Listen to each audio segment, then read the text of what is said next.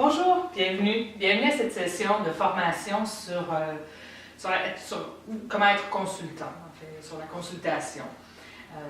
Je vous remercie en fait d'avoir pris le temps d'être avec nous ce matin.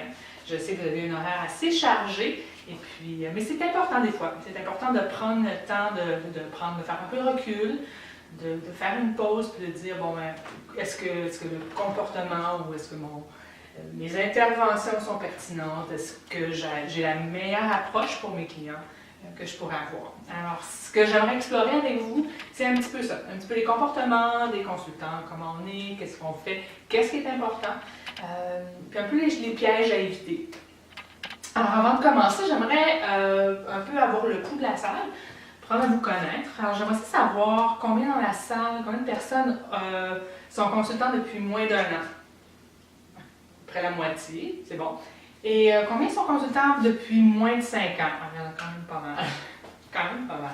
Alors, on a des nouveaux consultants, on a des plus anciens. C'est bon toujours de faire la pause, comme je disais plus tôt, de revoir un peu son approche à la consultation et un peu les interventions. Alors, le rôle du consultant, c'est quoi? Le rôle du consultant, primordialement, c'est d'assurer le succès de son client, assurer que son client atteigne les objectifs qu'il s'est fixés. Pour ça, on a besoin de se dépasser nous-mêmes, se dépasser dans nos connaissances, dans nos capacités, de pousser notre pensée plus loin. Notre rôle est d'accompagner le client. Alors, chacun d'entre vous avez des clients, peut-être 2, 3, mais c'est vraiment d'accompagner, de venir par la main et de le faire avancer dans ses objectifs. Mais le rôle le plus important, c'est l'écoute. Vraiment, je pense que je ne peux pas mettre en face plus que ça sur l'écoute.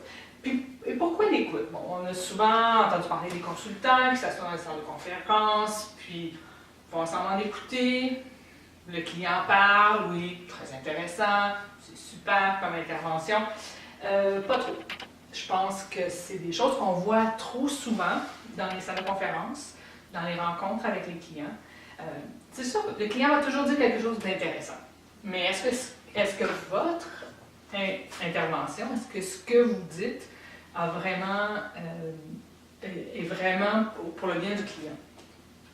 Alors, pourquoi est-ce qu'on écoute avant de parler? En fait, plusieurs choses. Gagner la confiance. Gagner la confiance du client. Il est important pour le client de sentir que vous êtes intéressé par ce qu'il dit, que vraiment c'est lui qui est au devant de ces interventions-là. Pour établir une relation, en fait, l'écoute est votre laisser-passer pour parler.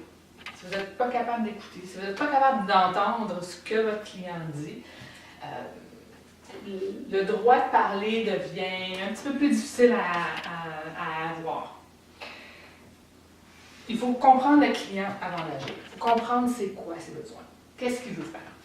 De quoi a-t-il besoin? De quoi a-t-il besoin de vous pour atteindre ses objectifs, pour devenir le meilleur?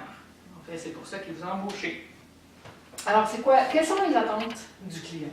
Le client veut que vous saisissiez ses enjeux. Que vous ayez ses intérêts à cœur, pas les vôtres. Bien sûr, on veut tous grandir dans la compagnie, on veut tous devenir un consultant senior, un directeur de compte, pouvoir avoir un peu plus de pouvoir à l'intérieur de l'entreprise, de notre entreprise de consultation. Par contre, le client a besoin que vous saisissiez ses intérêts, pas les vôtres. Alors, en écoutant, c'est la façon vraiment qu'on va aller chercher quels sont ces enjeux, ces vrais enjeux. Il y a les enjeux qu'il va discuter devant vous, qu'il va vous exposer, mais il y a aussi des enjeux qui ne sont pas exprimés. Alors, c'est vraiment avec l'écoute. Quelles sont les interactions entre les gens dans la salle? Quelles sont les interactions avec vous? Qui a la balance du pouvoir? Ces choses-là, c'est très, très, très important de les saisir. Sinon, on va perdre un peu du jeu, on va perdre un peu des morceaux, des pièces de casse-tête. Si on parle trop, si les interventions sont trop fréquentes à l'intérieur d'une rencontre, l'inverse risque de se passer, c'est que le client ne vous écoutera plus. Il va dire, il parle pour parler. Non? C'est beau de dire, ben oui, c'est super intéressant, c'est fun ce que vous dites, continuez. Non, je vais en apprendre plus. Je veux savoir, OK, j'apprécie cet enjeu-là. Est-ce que vous pouvez m'en parler un petit peu plus? Vous allez découvrir beaucoup de choses. Beaucoup de choses. Vous êtes son Sherpa. En fond, il sait où il va. Par contre, il a besoin de quelqu'un pour l'accompagner. Quelqu'un qui va tenir les bagages, qui va lui dire quand prendre une pause, quand avancer, quand vraiment s'arrêter pour un moment pour pouvoir atteindre le sommet. C'est vraiment votre rôle principal.